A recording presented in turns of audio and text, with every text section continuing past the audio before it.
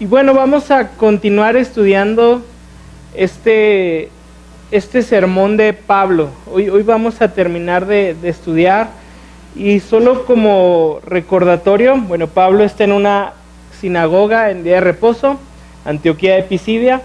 Ha estado hablando a sus compatriotas judíos acerca de Jesús. Él, a través de este sermón, lo que quiere comunicar, lo que quiere expresar a sus hermanos judíos es que la Biblia y la historia de Dios hablan de Jesús, que todo lo que ellos saben, que todo lo que ellos creen, incluso ahorita vamos a ver todo lo que han ignorado, habla de Cristo. Entonces, la intención es esa, ¿no? La palabra nos enseña que Dios hizo un plan de salvación desde antes de la fundación del mundo. Es decir, desde antes de que todo fuera creado, Dios ya había pensado darnos un rescate a causa de nuestra rebelión, un rescate a causa de nuestro pecado. Es decir, Dios creó al hombre con la capacidad de revelarse ante Él para mostrarle un amor sincero, para mostrar un amor verdadero. Y entonces, sabiendo Dios que nosotros pues podíamos ir en contra de su voluntad, no amarle, Él fue que desde antes de que tú y yo fuéramos creados nos amó primero e hizo un plan de salvación. Y entonces Pablo, a través de estos versículos, Pablo tomando la Biblia, la historia, los personajes que encontramos en la palabra, ha intentado hablarles de ese plan de salvación, de ese rescate que estaba en ese momento disponible para ellos, y que el día de hoy está disponible para nosotros. Entonces hemos visto, ¿no?, cómo Pablo argumenta primero que la historia de Israel y la historia en general apuntan a Cristo, ¿no?, a cómo Dios en su plan de redención usó la historia para traer un día al Mesías, para traer un día al Cristo. En el testimonio de Juan el Bautista vimos cómo Juan predicó acerca de que el Mesías venía, que el Mesías estaba muy cerca, por lo tanto tenían que arrepentirse para la llegada del Señor. Y hoy veremos cómo ese Cristo encarnado, este Jesús del cual Pablo ha estado predicando, se encarnó, pero también vino a morir por los pecados del mundo, pero también no solamente fue su muerte la que confirma que todo tiene sentido, sino la resurrección. Entonces me gustaría que leyéramos el versículo 27 al 29 y después oramos. Hechos capítulo 13, versículos 27 al 29. Dice así: porque los habitantes de Jerusalén y sus gobernantes, no conociendo a Jesús ni las palabras de los profetas que se leen todos los días de reposo, las cumplieron al condenarle, y sin hallar en él causa digna de muerte, pidieron a Pilato que se le matase. Y habiendo cumplido todas las cosas que estaban de él escritas, quitándolo del madero, lo pusieron en el sepulcro. Pues Señor, gracias Padre por esta mañana. Gracias por tu amor, por tu misericordia. Gracias por tu bondad. Y gracias, Señor, porque tú hablas, Señor, y te comunicas, Señor, con tu creación. Y aquí estamos, Señor. Creo dispuestos, Señor, a escucharte, dispuestos a conocerte. Así que, Señor, hoy habla a nuestro corazón, Señor, y déjanos ver cuáles son aquellas cosas, Señor, que necesitamos, Señor, para nuestra vida. Te pido, Señor, que me ayudes, Señor, a compartir esta porción de tu palabra, que por medio de tu Espíritu, Señor, tú dirijas, Señor, mis pensamientos, Señor, y aquellas cosas que me has ayudado a armar hoy para exponer. Así que tómalo, Señor, y úsalo para para tu gloria, Señor. En el nombre de Jesús, amén. Muy bien. Me gustaría ir poco a poco en estos 3 versículos que leímos. Y dice versículo 26, desde antes, vamos a leer donde nos quedamos la semana pasada. Varones hermanos, hijos del linaje de Abraham, y los que entre vosotros teméis a Dios, a vosotros es enviada la palabra de esta salvación. Entonces nos quedamos en eso, ¿no? Como la Biblia, lo que los profetas hablaron, fue escrito para que ellos conocieran al Señor. Y continúa, dice, y nos da la razón del por qué. Porque los habitantes de Jerusalén y sus gobernantes, no conociendo a Jesús, ni las palabras de los profetas que se leen todos los días de reposo, las cumplieron al condenarle. Entonces vemos primero cómo Pablo dice, bueno, a ustedes les fue enviada esta palabra, ustedes fueron los que recibieron delante de Dios por ser escogidos, por ser el pueblo escogido de Dios, estas palabras, pero dice aquí algo interesante, ¿no? No conocieron a Jesús ni las palabras de los profetas que se leen todos los días en el día de reposo. Y entonces Pablo aquí lo que está expresando es que la muerte expiatoria de Cristo fue un plan determinado y ejecutado por Dios. Es decir, Pablo se esfuerza por demostrar que incluso aquellos que no conocían a Dios, que no estaban en sintonía con Dios y que no podían entender su manual de operaciones, es decir, la palabra de Dios, hicieron lo que Dios planeó y profetizó. Y entonces vemos en versículo 27, versículo 28 y versículo 29 3 cosas. Primero, que Dios es soberano sobre todo lo que ocurre en el universo que Él ha creado. Es decir, no hay nada que esté sucediendo, no hay nada que vaya a suceder que se salga de las manos de Dios.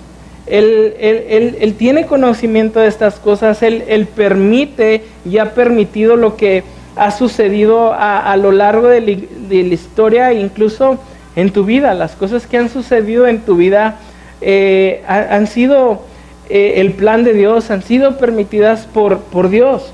Segundo, vemos que dice ahí, versículo 28, y sin hallar causa digna de muerte, pidieron a Pilato que se le matase.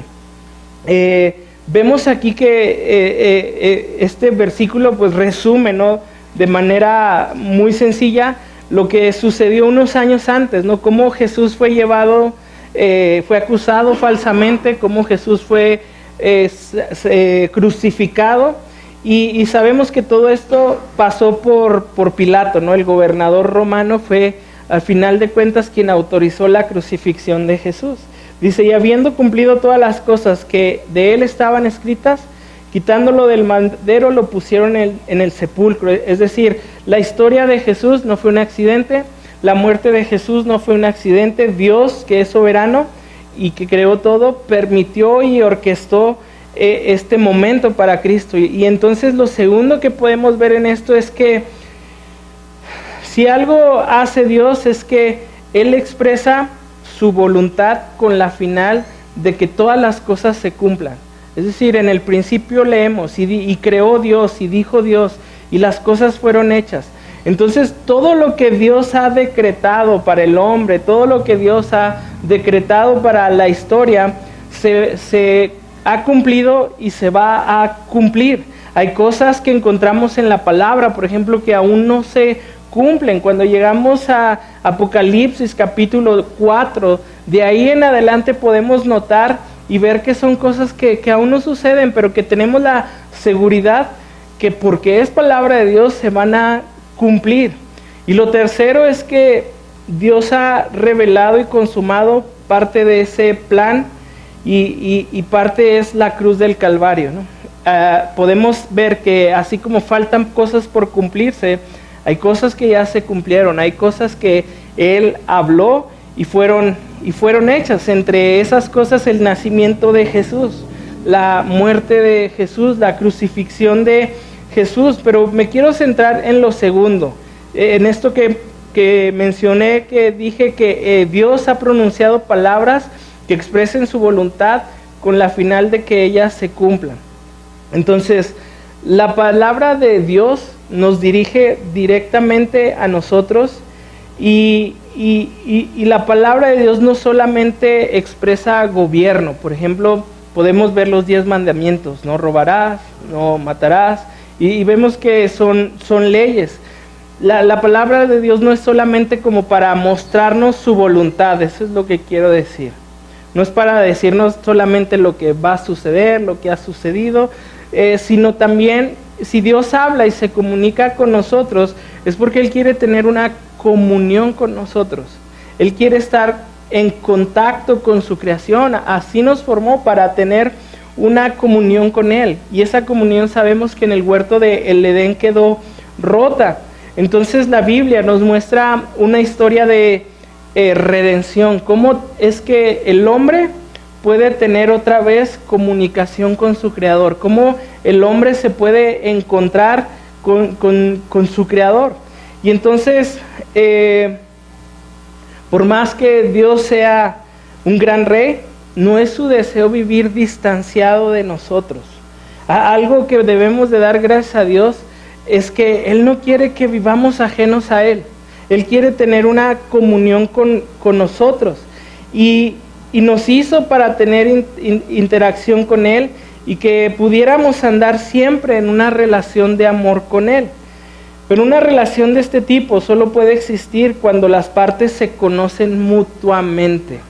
Es decir, cuando sabemos que Dios nos ama, pero también nosotros debemos de amar a Dios. ¿Y cómo es que nuestro amor por Dios puede crecer? Pues Dios, nuestro Hacedor, conoce todo sobre nosotros antes de que pronunciemos una palabra, ¿no? Él sabe todo de ti, Él sabe todo de mí, pero nosotros necesitamos conocerle a Él. Y al menos de que no conozcamos a Dios, no vamos a poder amarle. Es por eso que Dios nos habla, porque Él quiere que al mismo tiempo nosotros podamos tener comunión con Él. Y eso me gusta mucho, porque como oraba al principio, pudiéramos hoy estar ajenos a la palabra de Dios, pudiéramos no conocer la palabra de Dios, pero el Señor ha decidido revelárnosla, el Señor ha decidido hablarnos. Eso quiere decir que el Señor se ha acercado a nosotros para que nosotros también podamos hablar con Él. Dice Él, vengan confiados al trono de la gracia. Y ese es un regalo muy grande, que el Dios del cielo, que el Señor, que es soberano sobre todas las cosas, que es Rey, que habla, pues quiera tener algo contigo. ¿No te parece así como que sorprendente? ¿Cuántas personas no te conocen que dicen, yo a él no le quiero hablar para nada, que ni se me atraviese, no quiero tener una relación con esa persona? No, todos creo que tenemos a alguien que malamente que dice, yo a él no le hablo. ¿Por qué? Porque seguramente lo defraudamos, porque seguramente la relación se fracturó. Y el Dios del cielo, siendo Rey, siendo soberano, dice, sí, ya sé cómo eres, pero yo sí quiero tener una relación contigo. Yo sí quiero que me conozcas, y aunque sabes que yo te amo, yo quiero que tú también me ames. Y para conocerle, para amarlo, tenemos que conocerle.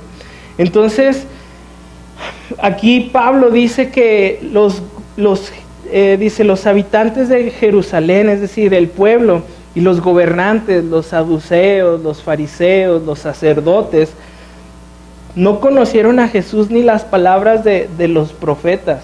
Es decir, no había amor en esa relación. No había comunión en esa relación. Y creo que Pablo, al mencionar estas cosas, lo que él busca es que sus hermanos judíos, los que lo están escuchando, puedan tener esta relación con Jesús, esta relación con Cristo, que mi anhelo es que tú también la tengas. Que tú también puedas conocer a tu Creador, que tú también puedas conocer a tu Señor. Y tú sabes, aquí una y otra vez,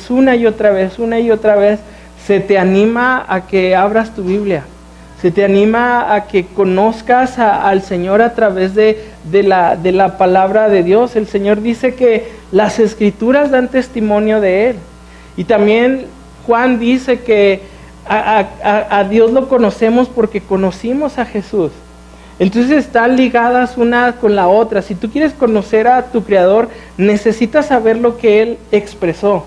Necesitas saber lo que Él dice, el tono en que Él habla. Porque estos hombres no conocieron a Jesús ni las palabras y a pesar de eso formaron parte de lo que Dios estaba haciendo. Y a pesar de que tú le conozcas o no, formas parte de lo que Dios está haciendo, pero qué mejor que formar parte de lo que Dios está haciendo, pero también ser conocido por Dios y también saber los planes de Dios. Entonces, por lo tanto, cuando vemos estas palabras de Pablo en estos 3 versículos, podemos notar otra vez, primero, que expresan que Dios es soberano sobre todo, incluso fue soberano sobre la muerte de Jesús, lo que es un regalo de salvación para nosotros. Lo segundo es que por cuanto ignoraron a Jesús y no conocieron al Padre, se perdieron de la salvación divina por medio de la muerte de Cristo. Es decir, lo peor de estos versículos es que el Mesías llegó, el Mesías estuvo delante de ellos y no lo recibieron. A los suyos vino y los suyos no le recibieron. Y entonces Juan, el escritor del Evangelio, dice: nadie ha visto jamás a Dios, el unigénito Dios que está en el seno del Padre, Él le ha dado a conocer. Piensa, ¿no? Dios es tan grande, Dios es majestuoso, o sea, creo que vamos a pasar la eternidad con Él y la eternidad no nos va a ser suficiente para conocerlo en su totalidad. Pero dice Juan, nadie vio a Dios jamás, o sea, nadie conoció a Dios. Dice, el unigénito de Dios, Jesús, el que está sentado en el seno del Padre, Él le ha dado a conocer. La manera en que podemos conocer lo grande que es el Señor es a través de Cristo. ¿No te ha pasado que muchas veces escuchas así como que todas las religiones hablan del mismo Dios? O sea, el budista, el musulmán, el cristiano, así como pues todos hablan del mismo Dios, pero cada quien lo presenta como a su manera, ¿no? Como decir, todos están tocando o viendo al mismo Dios, pero cada quien a su manera para tratar de explicarlo. Y a lo mejor sí, pero Dios es tan grande que no podemos como todos ponernos de acuerdo y decir, este es Dios realmente. Pero el cristianismo nos dice algo, que el Dios del cielo se reveló, la persona de Cristo, para que realmente pudiéramos conocerlo. Así que a lo mejor todas las religiones estaban viendo y tocando a ese Dios tan grande y a su manera lo explicaron, pero de repente dice Dios, pero realmente soy esto, realmente soy esto. Entonces podemos ver que pues no creemos ni enseñamos lo mismo, que nosotros enseñamos y creemos en el Dios revelado, como dice su palabra. Moisés lo vio, Moisés lo escuchó y cuando quiso verlo el Señor le dijo, no me veas porque vas a morir, ¿no? De tanta santidad que estaba delante de él. Pero Juan dice, pero yo sí vi su gloria. ¿Cómo? A través de Cristo. Entonces, estos hombres, estos compatriotas de Pablo, se perdieron la salvación divina, ¿no? Porque no vieron a Cristo, no vieron que Él les estaba mostrando al Padre, que Él los estaba reconciliando con el Padre. Ahora también vemos que quien ignora las Escrituras se pierde de conocer el plan de Dios, pero también de conocer y tener una relación con Dios. Sí, y ellos se perdieron no solamente de Cristo, sino se perdieron de tener una relación con Cristo y con su Creador. Entonces vemos que la soberanía de Dios, las profecías bíblicas y la vida de Cristo nos ilustran lo que había en la mente de Dios en cuanto a la salvación. Es decir, Dios tenía un plan desde antes de la fundación del mundo y lo reveló por lo largo de la historia, a lo largo de los profetas, pero también hizo una revelación especial en la persona de Cristo para que todos pudieran venir a la salvación. Y entonces vemos que la encarnación de Cristo su muerte en la cruz del Calvario fue un plan de Dios, no fue algo que se salió de sus manos, fue algo que Dios trajo para que todos pudiéramos ser salvos. Entonces, si vemos el orden, primero es el anuncio de Jesús, la historia del pueblo de Israel, la promesa viene, el Cristo viene. Después vemos el anuncio de que Cristo ya está muy cerca, el mensaje de Juan el Bautista. El mensaje de Juan el Bautista que le dijo al pueblo, Cristo ya está cerquitita, prepárense, alístense, arrepiéntanse. Y luego Pablo dice, y vino, se encarnó, fue el cumplimiento de la palabra de Dios, no lo vieron, lo ignoraron y lo llevaron a la cruz del Calvario y murió. Pero dice, pero no murió en vano, ese también era parte del plan de Dios, porque lo pusieron en el madero y lo pusieron en un sepulcro. Ahora falta algo, ¿no? La coronación de la historia de Cristo, de la historia del Cristo encarnado. Ese hombre que pusieron en un sepulcro no quedó sepultado. Dice versículo 30, mas Dios le levantó de los muertos. Entonces Pablo en este versículo expresa algo, que Jesús, que ese Cristo del cual ha estado hablando en los últimos versículos, está vivo. Que Jesús no quedó en una tumba, que Jesús no es como los demás que mueren y quedan sepultados, que este hombre está vivo. Y dice versículo 31, y se le apareció durante muchos días a los que habían subido juntamente con él de Galilea a Jerusalén, los cuales ahora son sus testigos ante el pueblo. Entonces Pablo dice, y este hombre ha sido visto. O sea, le está diciendo, no es una mentira lo que te estoy diciendo. Jesús resucitó.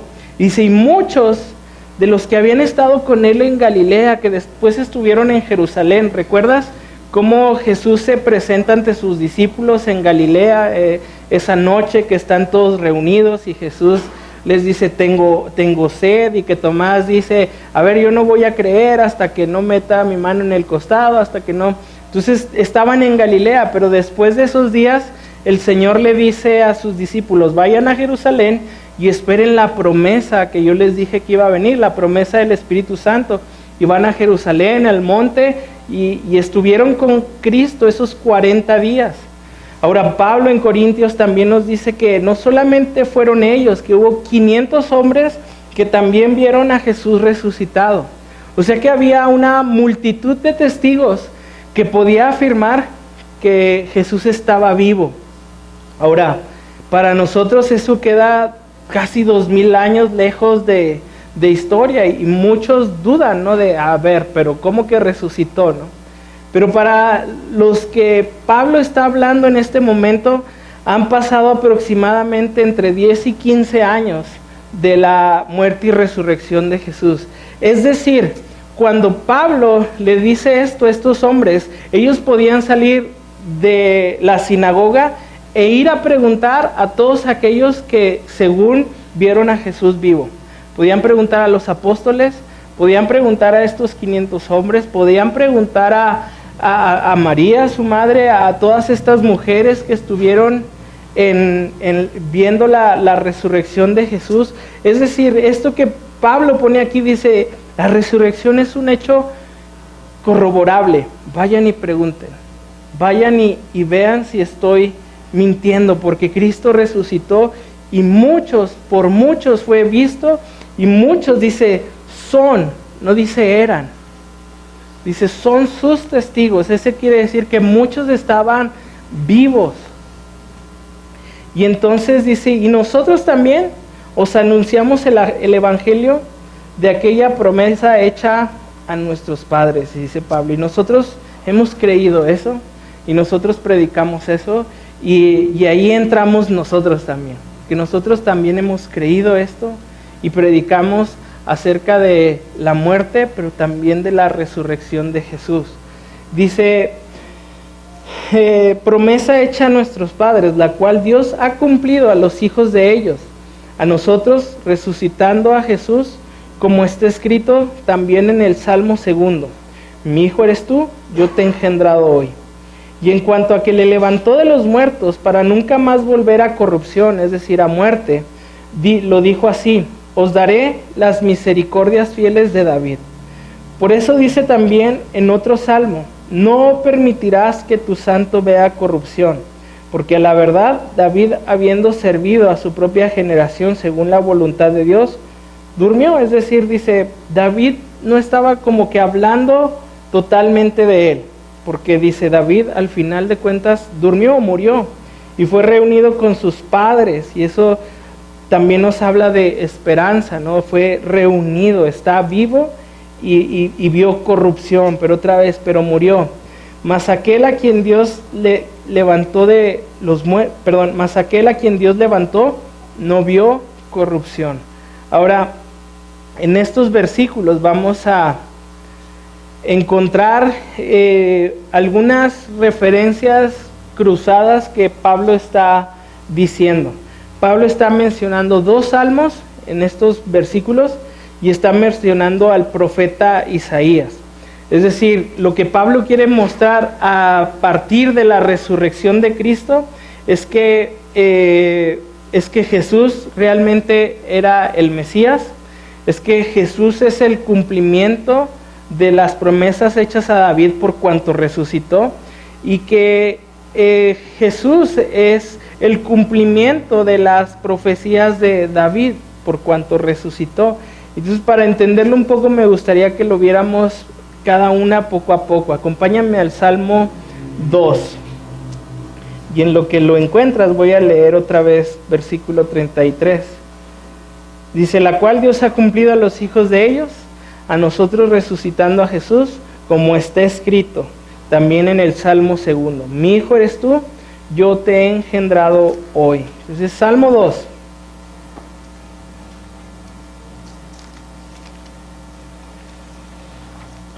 Salmo 2 es un gran salmo, es un salmo mesiánico, y me gustaría leerlo primero y después que notáramos unas cosas. Dice: ¿por qué se amotinan las gentes y los pueblos piensan cosas vanas?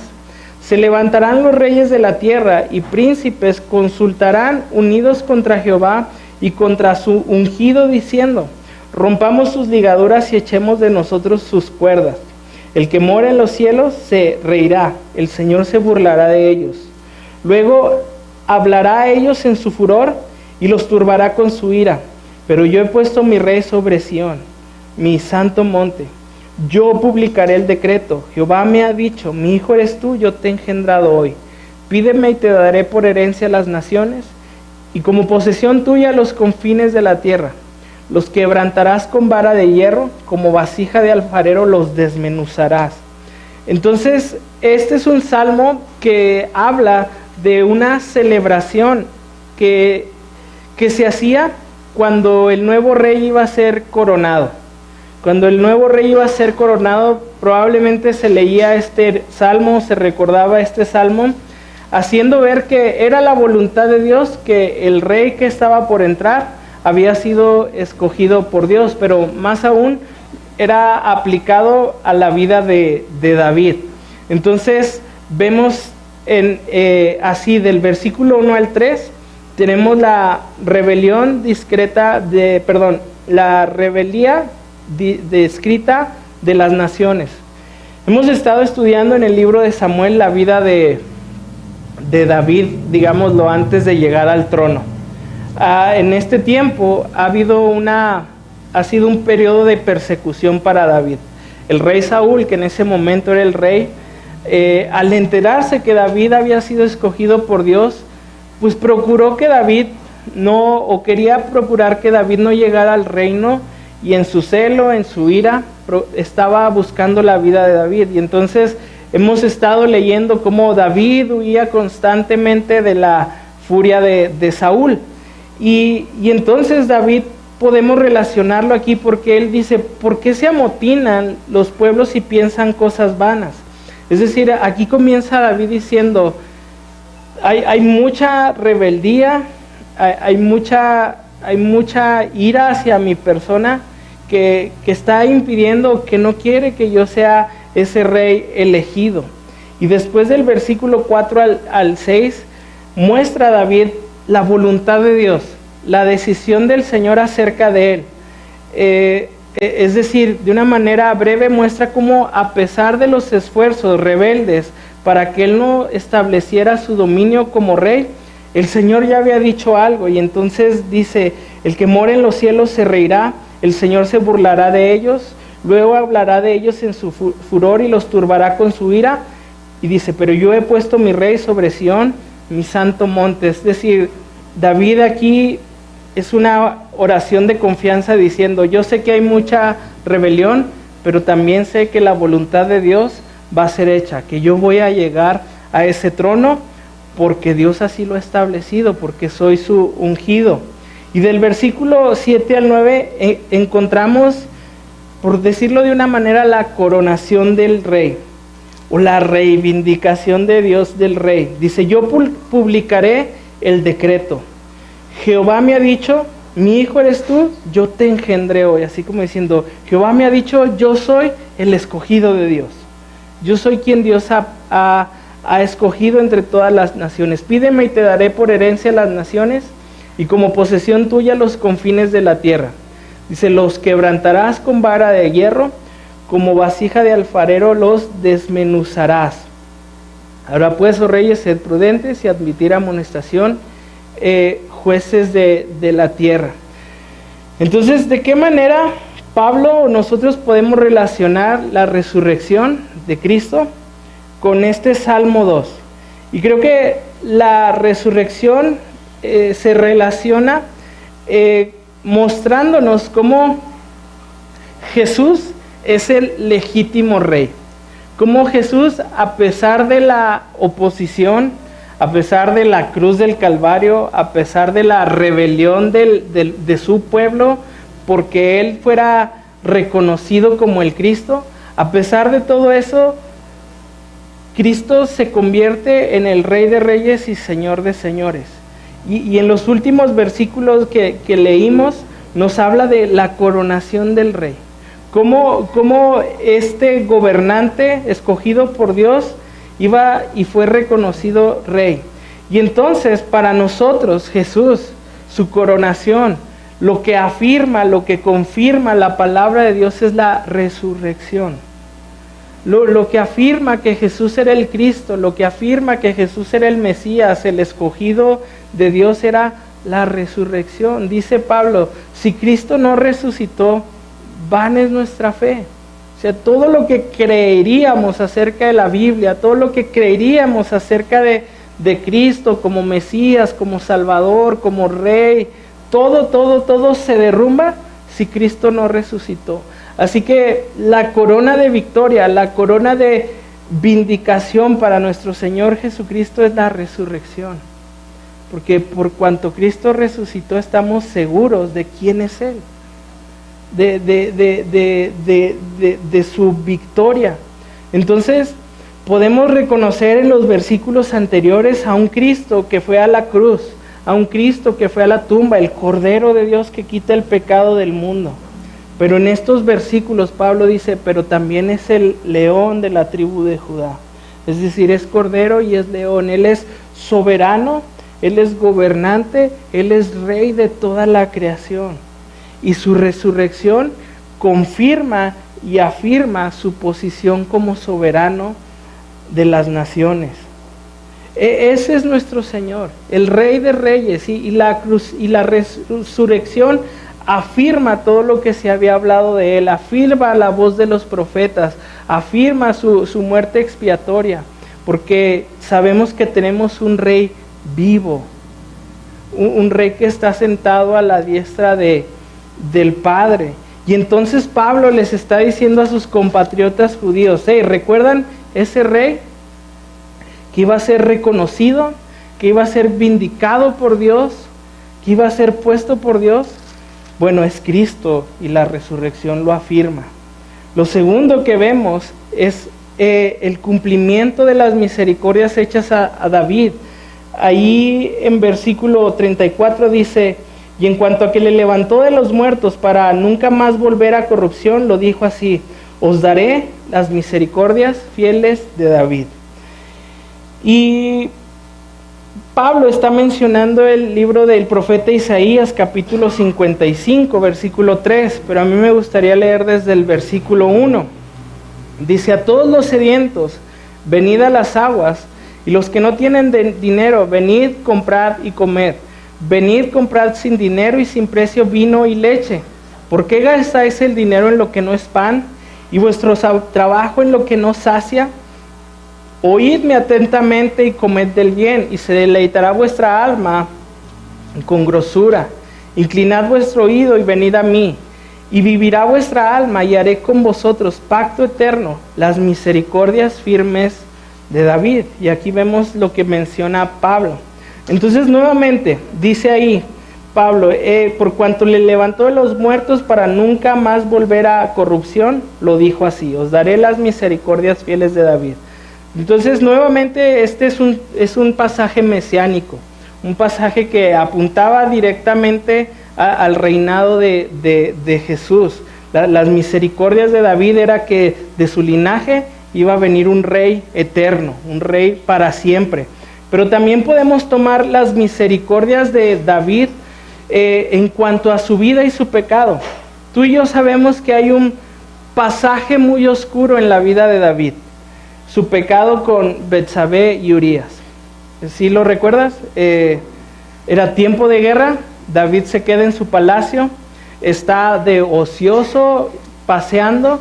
A lo lejos ve a una mujer que está desnuda y se está bañando, y lo que él hace es pues echarle el ojo y va por ella y tiene relaciones con esta mujer, que por cierto estaba casada con uno de sus soldados. Entonces esta mujer queda embarazada, y David, ¿qué decide hacer? Bueno, se le ocurren dos cosas. Primero se le ocurre de mandar a su esposo Urías a descanso. Dice: traigan a Urías para que vaya a descansar, para que esté con su mujer, esperando que tuvieran relaciones, y entonces decir: está embarazada, pero es de Urías. Urías, fiel a su llamado, Urías, fiel al rey, dice: Señor, es tiempo de guerra, yo no voy a descansar, yo voy a ir a batalla. Y entonces se frustra el plan de David. Lo siguiente que David hace es: bueno, entonces para cubrir mi pecado, voy a mandar a Urías al frente de batalla, donde Urías muere. Ahí queda su vida, y entonces David pues queda con Betsabé. Y ese es como que un pasaje muy oscuro de David, este hombre de Dios que había estado haciendo como que todo bien, de repente peca, ¿no? Y David reconoce su pecado, pero no se ha arrepentido, porque escribe un salmo y dice: yo sentía desfallecer, yo sentía que mis huesos se derrumbaban, ¿no? Él estaba en un profundo dolor por su pecado, de manera que llega el profeta y lo hace recapacitar. Y entonces David se arrepiente, ¿no? Ahora, las misericordias de David son en parte eso.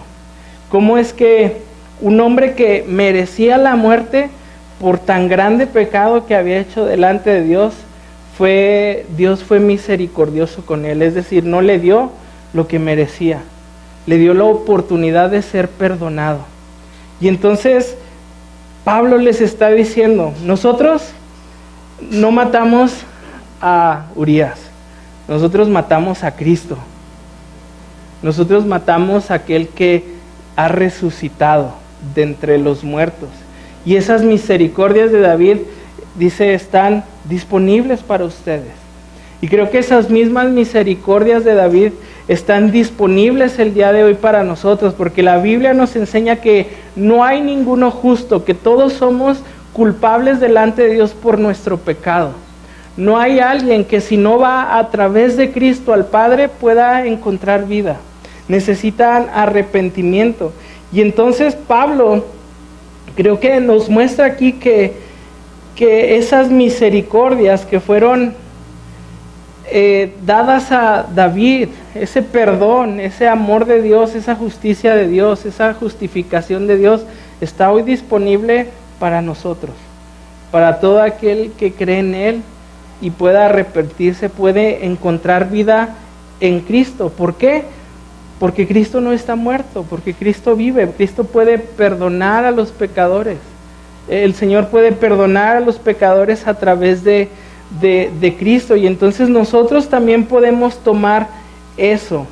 Las misericordias de David se hacen presentes en nosotros, porque al final sabemos algo. David murió, pero no murió dos veces. David está vivo delante de la presencia de Dios. Él está esperando, al igual que nosotros, la resurrección de los muertos, para estar con un cuerpo glorificado eternamente con el Señor.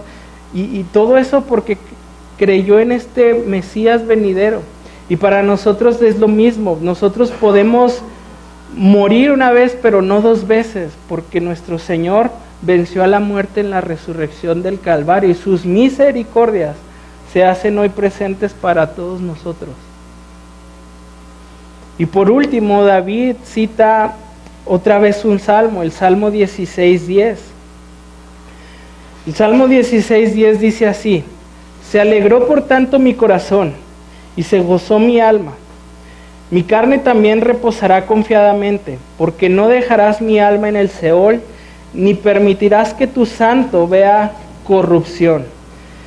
Este salmo es otro canto de confianza de David hacia Dios.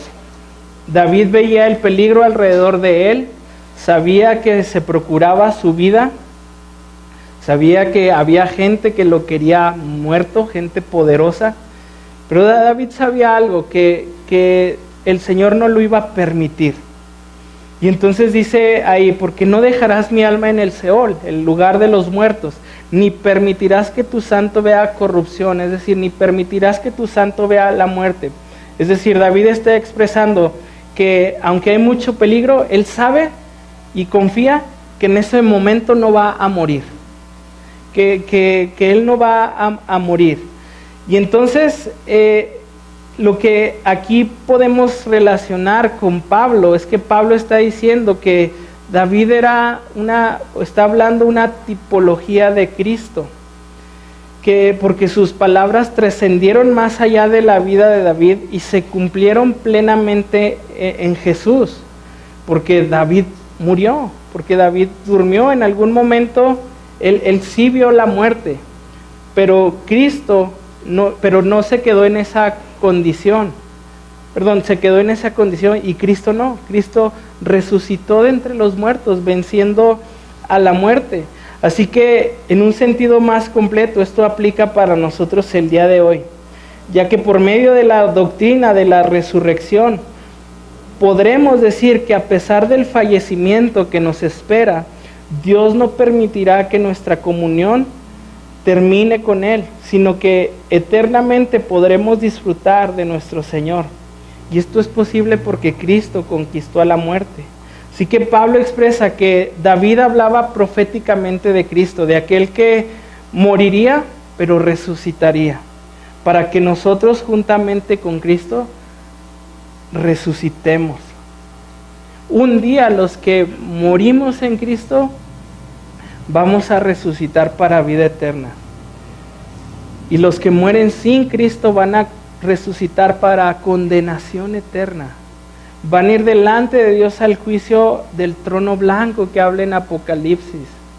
Y entonces Pablo, en pocas palabras, les está poniendo delante de él a Jesús. Les está diciendo: Cristo, este Jesús, es el Jesús que hemos estado esperando a lo largo de la historia. Este Jesús es el que hablaron los profetas del Antiguo Testamento. Este Jesús es el que vino, resucitó, murió y ustedes lo crucificaron, pero resucitó al tercer día y gobierna con poder. Y entonces la invitación de Pablo es obvia: ¿qué van a hacer con este Jesús? ¿Qué vas a hacer con Cristo? Y todos tenemos que tomar una decisión por Jesús. El Señor nos dio la posibilidad de amarle honestamente, de amarle confiadamente. Y entonces todos tenemos que tomar una decisión por Cristo. Y creo que se vuelve una pregunta muy personal. ¿Qué vas a hacer con Jesús? Para Pablo les está mostrando que todo lo que ellos conocen, que todo lo que ellos saben, que todo lo que ellos estudian, que todo lo que ellos han vivido a lo largo de la historia, era para que conocieran a esta persona, era para que reconocieran quién era Jesús. Y la palabra se nos ha sido dada para que tú también puedas conocer quién es Cristo. La Biblia nos cuenta una historia. La Biblia nos cuenta acerca de el origen del universo. Génesis capítulo 1, capítulo 2 nos muestra quién creó todas las cosas, el propósito de por qué lo creó. En el capítulo 3 las cosas se complican porque el hombre, en esa libertad que Dios le dio para amarle, se rebela contra Dios y encontramos la caída, donde todo se rompe, donde nuestra relación con Dios se rompe, donde el cosmos, el mundo se rompe.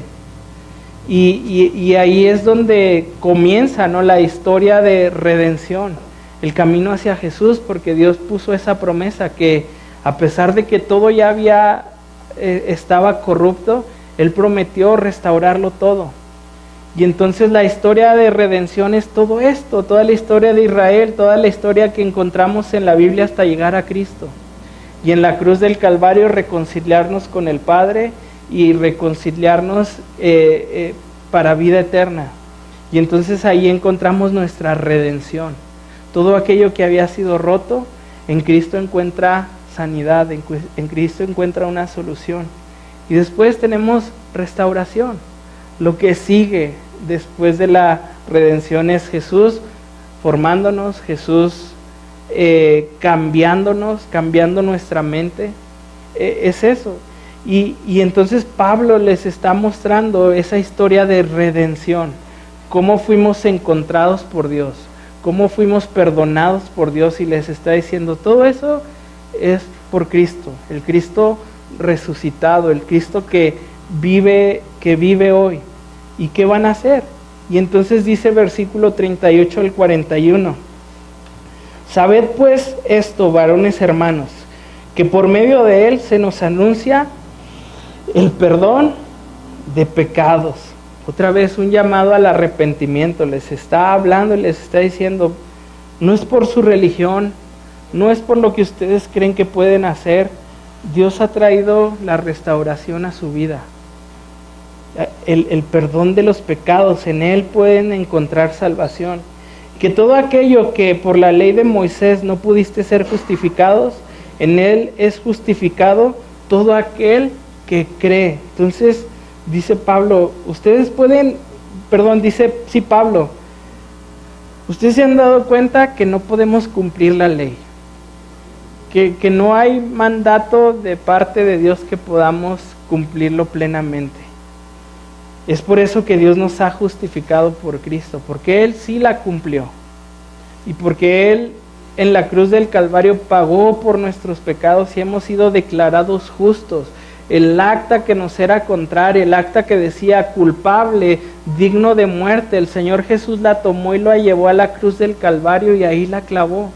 Así que no hay pecado tan grande que hayas cometido, no hay rebelión tan grande que no hayas cometido, que no haya sido perdonada en la cruz del Calvario. Pero dice aquí, para todo aquel que cree. Y Jesús le pregunta a sus discípulos, ¿crees esto?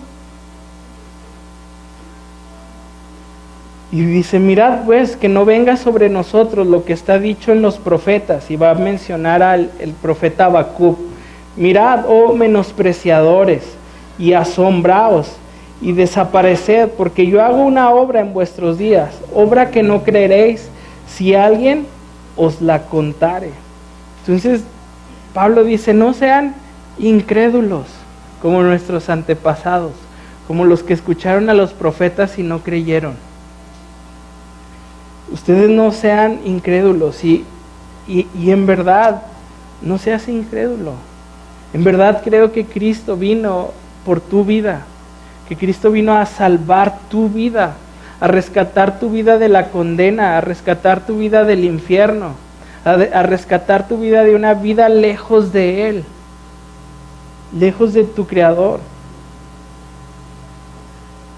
Versículo 42 dice: cuando salieron ellos de la sinagoga de los judíos, los gentiles le rogaron que el siguiente día de reposo le hablasen estas cosas. Entonces Pablo les cuenta toda esta historia acerca de Cristo, les empieza a hacer sentido, y muchos dijeron: oye, pues vente otra vez la próxima semana. Necesitamos escuchar más de esto, necesitamos entender más de esto.